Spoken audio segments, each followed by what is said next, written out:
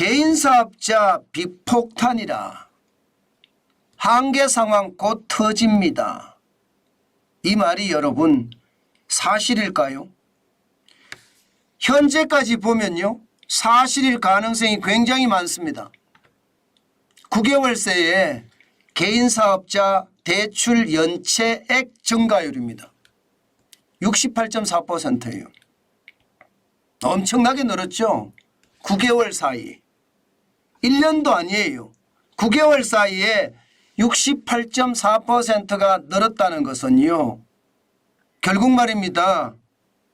장사가 안 되니까 지금 대출금을 전혀 갚지 못했다는 뜻이에요. 심지어 대출 연체액 증가율이니까 이게 이자도 못 갚았다는 뜻도 됩니다. 게다가 그 숫자가 68.4%. 와, 충격적이지 않으세요? 사실 지표로 보면 진짜 충격적입니다. 저는 이런 지표를 볼 때마다 섬뜩섬뜩합니다. 우리 현장 경제가 지금 무너지고 있다는 소리니까 이게 섬뜩섬뜩 안 할 수가 없습니다. 시장 자체가 지금 저는 바닥이 무너진다, 이 이야기 외에는 다른 이야기가 안 어울리는 것 같아요. 자, 실질적인 지표입니다. 그것도 말입니다. 5대 은행 중심입니다. 국민, 신한, 우리, 하나, 농협. 지금 보시면 2022년 12월 말에 7,950억 원이 개인사업자 대출 연체액이었습니다. 그런데 2023년 9월 말 현재 5대 은행의 기준입니다. 1조 2,245억 원입니다. 9개월 사이에 68.4%나 늘었고요. 금액으로는 4,955억 원이나 늘었습니다. 굉장히 많이 늘었죠. 개인사업자라는 그 자체를 보면요, 개인이 사업을 하기 위해서 사업 허가를 낸 사람을 말하잖아요. 그런데 사업을 하면 흑자가 나야 되는데 흑자가 나지 않고 빌린 대출금도 못 갚는다고 이야기하면 그 상황이 얼마나 심각한지 여러분들은 이해가 되시죠? 게다가 지금 5대 은행 중심이에요. 그러면 여러분 5대 은행 외에 지방은행과 중앙은행을 합치면 또 어떻게 될까요? 저는 당연히 더 늘어날 수 있다고 생각을 합니다. 게다가 인터넷은행 같은 경우는 대출을 더 많이 잘 해주고 있거든요. 여기에다가 이금융권으로 넘어가면 어떻게 됩니까? 이금융권으로 넘어가면 저는 이것은 심각한 것이 상상을 넘어설 거라고 생각합니다. 그 정도로 상황이 진짜 좋지 않다는 이야기예요. 개인사업자들이 장사가 안 되니까 빚으로 계속 연명한다는 뜻입니다. 여러분, 빚으로 계속 연명할 수 있을까요? 한계는 없을까요? 저는 당연히 한계가 올 거라고 생각합니다. 한계가 오면 그게 터질 때는 진짜 인정사정 없습니다. 상황이 그만큼 나쁘다는 거예요. 그러면 왜 이렇게 대출 연체액이 많이 늘었을까? 당연히 말입니다. 정책자금 대출이 많았기 때문에 대출을 많이 빌렸고요. 또 장사가 안 되기 때문에 갚지 못해서 상황이 나빠졌다는 뜻입니다. 5대 은행별로도 보면 말입니다. 국민은행이 111%나 늘었습니다. 2,488억 원. 신한은행도 60.8% 늘었고요. 2,246억 원이 됐고요. 하나은행도 42.9%가 늘었습니다. 2,759억 원에 달하고요. 우리은행은 54.3% 2,077억 원입니다. 농협은 86.1%입니다. 2,676억 원. 그러니까 국민은행하고 농협이 주로 많이 늘었죠. 어떻게 생각하면 5대 은행의 상황이 참 심상치 않다. 뭔가 던져주는 메시지가 일금융권만 이럴 줄 아느냐. 이거면 거는 안 이럴 것 같으냐 하는 그런 최악의 메시지를 던져주는 것 같습니다.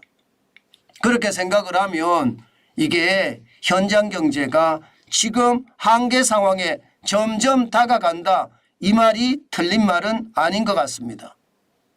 이렇게까지 연체율이 늘어나는 데는 기본적으로는요 장사가 안 돼요. 경기가 저점을 계속 찍고 가고 있습니다.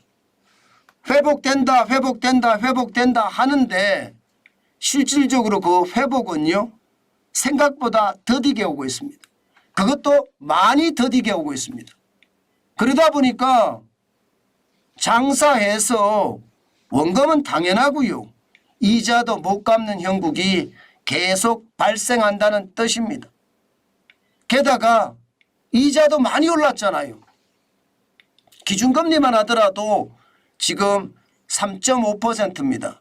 그러면 대출금리는요, 가계대출금리도 많이 오를 거고요.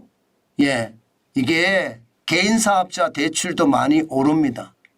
여기에서 일반 신용대출 보세요, 여러분. 일반 신용대출을 보면 지금 거의 말입니다, 2배 가까이 올랐습니다. 2배 가까이. 지금 2020년 3.49%, 2020년이요. 좀 많았을 때가 2020년 12월이 3.5%였습니다.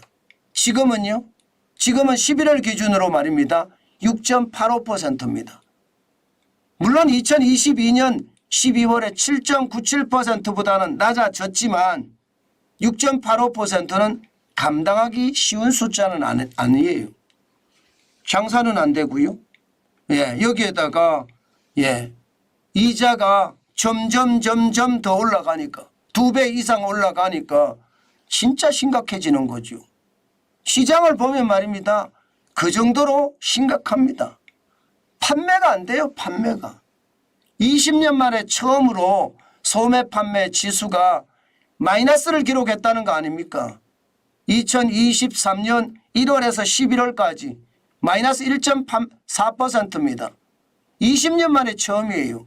2003년 마이너스 3.1%, 이때가 카드 사태 때입니다. 그때 마이너스 3.1%가 줄어들고요.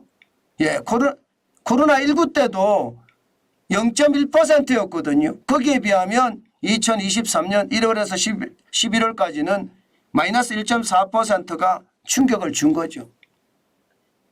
예. IMF 외환위기 때보다는 그래도 낫다고 이야기를 합니다. IMF 외환위기 때는 단기적으로 17.1%가 줄어들었었거든요. 그때보다는 낫다고 하지만 체감은 지금 그 어느 때보다 많다, 이렇게 이야기합니다. 결국 말입니다, 예, 시장이 활성화되지 않으면 지금 자영업자들의 어떤 한계 상황, 개인사업자들의 한계 상황은 곧 터진다 하는 게 이게 거짓말이 아닐 것 같아요. 그 정도로 말입니다, 이자는 올라갔죠. 장사는 안 되죠. 그러니 상황은 점점 꼬일 대로 꼬여지는 겁니다. 여기에다가 여러분하고 저하고 계속 이야기했지만 주 52시간제와 최저임금의 인상도 지금 시장에서는요 굉장히 충격이에요. 남는 게 없거든요. 게다가 저녁 장사가 안 돼요. 최저임금이 올라서 이게 인건비가 워낙 세니까 기본적으로는요 직원을 고용하지 않으려고 하는 거고요. 그렇게 되면 자영업자들은요 예, 그만큼 일을 더 해야 되는 그런 상황이 되는 거고요. 주 52시간제가 도입되고 나서는 저녁 장사가 거의 안 됩니다. 요즘 저녁 장사 잘 된다 이러는 곳이 그렇게 많지가 않습니다. 그런 생각을 감안을 해보면요 자영업자들은 더 어려워진다, 이 말이 틀린 말이 아니에요. 저는 그래서 두렵다는 생각이 들고요. 실질적으로 말입니다, 예, 이 개인사업자들 얼마나 많이 파산하는지 이 지표를 보면 바로 알 수 있습니다. 2023년 1월에서 12월까지요. 노란우산 폐업 공제금을 받은 액수가 1조 1820억 원이나 됩니다. 2018년에 5,462억에 비하면 77.3%가 늘었습니다. 4,220억 원이 늘었어요. 그만큼 말입니다. 많은 사람들이 폐업을 한다는 뜻이에요. 폐업 공제금이니까. 그만큼 말입니다. 한계 상황에 왔다는 거고요. 전년 대비해서 보더라도 전년에는 9,682억 원이었거든요. 지금은 12월까지 간다 그러면요. 1조 3천억 가량 될 거라고 예상을 합니다. 그러면 전년 대비해서도 40% 가까이 늘어날 수도 있거든요. 그렇게 생각을 하면 터지는 것은 시간 문제가 아니겠느냐. 저는 그렇게까지 봅니다. 경제가 좋아져야 되는데 지금 경제가 안 좋아지고 있고요. 지금 경제가 안 좋아지는 핵심 이유들 빨리 치료를 해야 되거든요. 이거 안 하고 있습니다. 저는 그것이 결국은 큰 충격파가 올 거라고 생각합니다. 저는 경제에서 지금 개혁해야 될 첫 번째가 주 52시간제예요. 그리고 최저임금입니다. 이게 어떻게 해결되지 않고는요. 지금 더 나빠지는 그런 상황이 되지 않을까 솔직히 두렵습니다.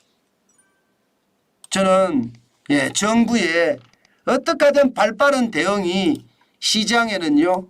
큰 영향을 저는 미친다고 보는데 지금 정부의 정책들 총선이 끝나고 나면 어떻게 될지 모르지만 만약에 국민의 힘이 과반을 확보하지 못한다?